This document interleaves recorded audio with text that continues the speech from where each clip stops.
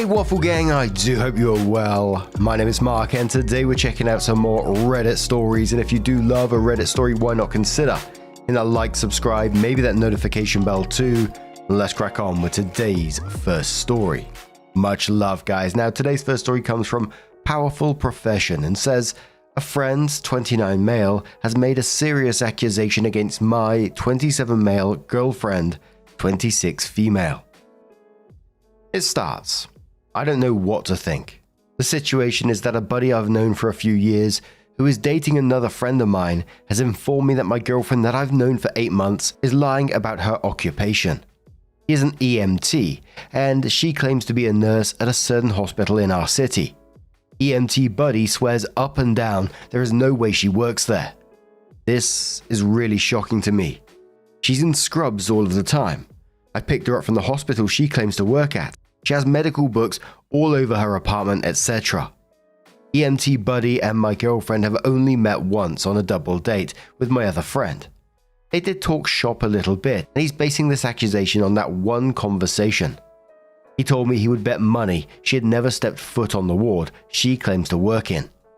For reference, she says she's a psych nurse at this prestigious hospital. An EMT buddy asked her which unit she worked on. Apparently there are 2 at this hospital, the East and West unit. He tested her by asking, do you work on the North or South? And she said North, and that she referred to patients being violent as code grey, and that is not the terminology used at that hospital. There were more small technical details he claimed she got wrong, like their nurses' stations being open and not enclosed spaces. Things like that. On one hand, why would she lie about being a nurse? But also, what does he gain from lying about her being a nurse? I don't know jack about the medical profession, to be frank. This whole thing makes me feel crazy. How do I even bring this up? A commenter says, you can easily look up her license status by googling nursing license verification in your state, then simply enter her name. It will tell you what kind of license she has and how long she's been licensed in your state. If she doesn't hold a license, you have a starting point for conversation. Many people who work in healthcare facilities wear scrubs. It doesn't mean they have any direct care responsibilities. Also, she would be required to have a photo ID with her credentials listed on it. You can settle the question by asking to see a name badge. Not that platypus reply saying this is exactly it. I'm literally looking at my nursing professors now, and I can find all their licenses. Also, has she said that she's gotten her nursing degree? Did she do a bachelor's program or an associate's? Like, you should be able to ask to see her degree, and she should have a copy. You could ask to see a graduation pin. Nurses go through a pinning ceremony at the end of their time in school, and most people keep their pins. I think she's lying to you because she sees prestige in being a nurse. Nurses are considered the most trusted professionals in the US. You've definitely seen those sappy bumper stickers and memes about how nurses are angels. We all have. She'll 100% try to tell you that phone call today led to you not finding her because of privacy regulations. She may even say it's because of HIPAA. Ask to see her badge. Ask her for a license number. If she tries to claim that she doesn't have these things, she's making excuses. Your badge literally taps you into a different hospital wings and elevators, and some places even let you use yours to tap into the charting system. Opie replies saying she told me she has a BSN. I can't find that she's licensed in our state. Not that platypus replies that saying, edit to add more because I can't seem to shut up today. I looked up some of my classmates on the state registry who are working as CNAs or MAs, and their license info isn't showing up. I wouldn't doubt that if you've picked her up from work and she does actually work there. She's a tech or something and was lying to seem prestigious. Opie says, oh, she talks so much shit about techs. I think she'd rather die than cop to being a tech. Not that platypus says, what kind of medical books does she have in her house? Like Grey's Anatomy or like Hone and Focus on Adult Health, Medical Surgical Nursing 2nd edition. Are they books that make her look fancy or books she may have used in school? Medical books is pretty generic. Opie says, well, she has a bunch of them. I know she has a DSM and physician's desk reference. I reckon she reads them a lot because those are always on the coffee table. She has a whole bookshelf full of books about diseases and medications. Skittles and Whiskey says, Call when she's supposed to be working and ask for her. If she works there, she'll answer, and you can bring her food or coffee or something. If she doesn't, there's a communication error in your relationship that needs to be addressed. I wouldn't 100% be positive on your friend's knowledge due to the differences in their roles/jobs. Opie says she's supposed to be working right now until 7. I'm gonna call. Thanks. Skittles and Whiskey replies that saying, be prepared to buy that coffee if she's working, lol. Wishing you all the best. P.S. We want an update. Opie says, well, I called up there and at first they thought I was asking about a patient and they said they couldn't talk about them without their code. And I said no, she works there, and the woman I spoke with said no one with that name works there. I asked about the other unit, and she said she told me she knows everyone who works in psych. I thought maybe she goes by a different name, so I started to describe her, and the lady got upset and told me she had to go. I guess she thought I was fucking with her. I don't know what to think. Wandering around replies saying, damn, that's going to be a hard conversation. Be prepared to get backlash and redirection. Stick to the point. She's lying, and for what reason? It sounds like the end of a relationship. Can you imagine what would have happened if there was a genuine medical emergency? A very scary thought. Opie says, I don't understand why someone would go through so much effort to lie about being a nurse. If she's lying about it, I'm going to hold off on any judgment until I talk to her in person. So, sometime later, Opie comes in with that update and says, well, this chick is batshit insane. Mystery solved. She doesn't work at the nice hospital. She works at a not-so-nice hospital, and not as a nurse, but as a phlebotomy technician, or whatever the fuck. She failed out of nursing school and is seriously obsessed. She said she got a TBI her 3rd year into her bachelor's program and was unable to finish. And I'm assuming TBI is traumatic brain injury, possibly. I may have forgiven all of that, but it's clear she has a tenuous, at best, grasp on reality and went on a bizarre rant about how she could be a doctor, how she saves lives. She's a genius. She knows more than anyone in the world when it comes to the medical field. She claims she could perform surgery on people, that she had healing powers, that she's the greatest person in the world, just on and on. Seriously, unhinged type shit. I had to tap out because she was really scaring me. I've never been in such close proximity to someone having a mental breakdown. I wasn't supposed to see her until yesterday, and I ambushed her at her apartment. Finally, I just had to leave. I feel bad about confronting her. I probably shouldn't have left her alone at all after that. And sometime later again, Opie had their own Am I the Arsehole post, which was titled Am I the Arsehole, for contacting my ex-girlfriend's estranged relatives to handle her. Opie said, this is a really long story that I must condense for character limit. Hope the sense of it all is intact. My ex-girlfriend deceived me for our entire relationship.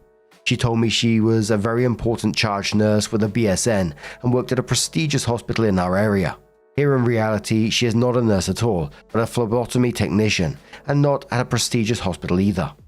She had a total breakdown when I confronted her about all of this, and ended up getting put on an involuntary psych hold. I do not know how she did it, but she got herself released after only 2 days, and is completely off the rails. She broke into my house. I came home from work the other day, and she was in my shower. Not taking a shower, just chilling there with my cat. It really fucking freaked me out. She ran off before the cops came. They couldn't find her. She moved here a few months before we started dating, and I didn't know any of her family. After she broke into my house, I did some internet sleuthing and tracked down her parents and older brother. I was able to make contact with her mum because they have a landline with a listed number. I told her the situation. I gave her all the information I knew about my ex. Her mum thanked me very much. Apparently my ex went ghost on her family about a year ago. Her mum told me they would take care of it and just wanted her to come back home. Her brother called me very frantic shortly after I got off the phone with her mum, and I talked to him for a while. He said he was flying out first thing to hunt my ex down. That was yesterday. I was satisfied and relieved with a response. I spoke to some friends today about it, and they think I did too much and shouldn't have involved her family because I don't know the dynamic. They could be abusive and got ghosted for good reason, my good friend said. Honestly, I didn't think about that at the time, and now I feel shitty. So there were some questions after this one. Someone said, is your cat okay? I don't want to freak you out any more than you already are, but you might consider a visit to the vet to make sure she didn't poison your cat or harm it in any other way. Opie says thank you for your concern. He seems fine. My ex always loved him and I never thought she was capable of hurting an animal. But then I never thought she'd lied to me for 8 months or break into my house. So yeah, I'll take him to the vet. Good looking out. Sam says the odds are her family knows best how to help her, and it's in her best interest they know. You have no knowledge of any abuse, so while it's possible, it's not on you. You made the best call you could with the information you had for both her and your safety. Opie says her mum and brother seem like decent people on the phone, but on the other hand, no one ghosts their entire family for a year for no reason. They said she ran off right at the beginning of 18 and no one had heard from her since. Perpetual says not the arsehole. It sounds like the girl needs far more help than you can give her. Based on your verbiage, you found out from the mother that she's been estranged from her family for a year. It's not your responsibility to take strange hypothetical things into account before considering your own safety. If someone broke into my house and was handling my animals, I'd do whatever I could to ensure it wouldn't happen again. Opie said, my friend told me I should have let the police handle it as it's their job. They think by doing what I did, I made the situation worse if she turns out not to be on good terms with her own family. Not just for her, but they're worried she could retaliate against me for doing that. Opie on how she broke in. Opie says, well, I live in a pretty good area. I don't use the deadbolt. Either she had a key to my place that I didn't know about, or she picked the lock somehow. I think Opie, and I know it's difficult because we cover a lot of stories where people have separated from their families for very good reason, and it would be wrong to get them back in contact. But Opie had someone who was clearly having a severe mental health crisis, who was getting herself released from psychiatric holds, and who had broke into his house, was sitting in the shower with his cat, is a terrifying thought. And I think, the friend telling you that you were wrong for doing so and that you did too much by contacting their family, I think that's really easy said when you're not the one who's finding the delusional ex in their shower. Someone who, let's face it, is already escalated to criminal behavior. And then very clearly it becomes Opie's own safety, which is the priority. But now I'm going to turn this one to you guys. What do you guys make of this situation? Let us know your thoughts down in the comments below. And let's move on to another story. This one's from the Am I the Arsehole Here subreddit that says, sorry, but today our house is not the house. For reference, me, 45 male, wife, 44 female, kids 12, 10, 6, are always the host of our kids friend group. Our 12-year-old son plays club soccer, AAU basketball, so often the worlds merge like today for his birthday. I myself grew up one of 4 boys, so I'm fully aware of a rambunctious full household. We always overstock snacks and food, knowing we usually have 4+ kids in our house with friends coming over, ride shares, and overnights. Typically, I don't care. Actually love the extra company. Both my sons and daughters' friends are respectful and a pleasure to be around, but I'm starting to wonder if our openness is being taken advantage of. As I mentioned, today is our 12-year-old's birthday. A friend who is here often but usually without planning already slept over last night to attend the party. Okay, cool, no problem. Well, this morning my wife wakes up with a fever and our twins are both chucking buckets. My wife and the twins stay home from the party, which was at a different location, and devastated her. While at the party, the parents of the friend who had slept over the previous night asked if he could sleep at our house again tonight. This was never a part of the plan. I responded immediately no, and explained the situation with people being sick. I can see they read the text, but no response from parents. After the party, I drive friend to his house, and sure enough, he's locked out and nobody home. I bring him to our house, texting the parents they need to come get their kid. Again, read, no response. It's been 2 hours now, and according to the kid's parents' Facebook, they're at a brewery. I'm livid. Am I the arsehole to tell these parents we're not their babysitter and to come get their kid? I feel bad because he's a good kid and friends with my son. But if a sick wife and unpredictable puking twins ain't a line in the sand, I don't know what is. Someone suggested Opie shouldn't take it out on the kid, but give the parents a talk. Opie says, yeah, We're fully aware now there might be issues at home, especially considering the given circumstances. Another commenter says, this is how good friendships can die. You start having the kids less and less because of terrible parents. Not the arsehole. OP responds saying, this is actually what I want to avoid, but I feel as they get older, the kid is only a child, is going to get worse. Someone says OP should take the kid to the parents at the brewery. OP says, as much as I wanted to do this, my family's sickness became a point where I wasn't comfortable leaving them alone. Another commenter says, that is when you send them a text that they have 20 minutes to get there, or your next call is to the police for child abandonment. Then after 20 minutes you call the police. If that ends the friendship, well, that is too bad. Not the arsehole. Another commenter says, comment on their Facebook post. Hey, we told you this morning when you asked that your child could not stay over again tonight because our family is sick. Come get him right now. Public shame can go a long way. And another commenter says, there's a reason why that kid is a regular unexpected guest at your house. Whatever you do, document everything. Save messages, screenshots, notes, whatever. I suspect that record will come in useful to someone at some point. So it was a short while after OP updated the post and said, wow. First of all, thanks for all the respectful comments and feedback. A lot of people asked for updates and I wasn't quite sure how to do so. So here it is. After reading some of the comments, I felt like calling CPS or the police was a nuclear option that would ultimately lead to negative long-term consequences to both the friend and my son. He's a good kid. Keeping him here and safe is not a burden. Nor do I think the parents are chronically neglectful. My response to the parents was basically reiterating all your comments, although I didn't lay out a specific time period or third-party involvement. I did make it very clear future engagements would be severely restricted going forward if the disrespect from the parents, not kid, continued.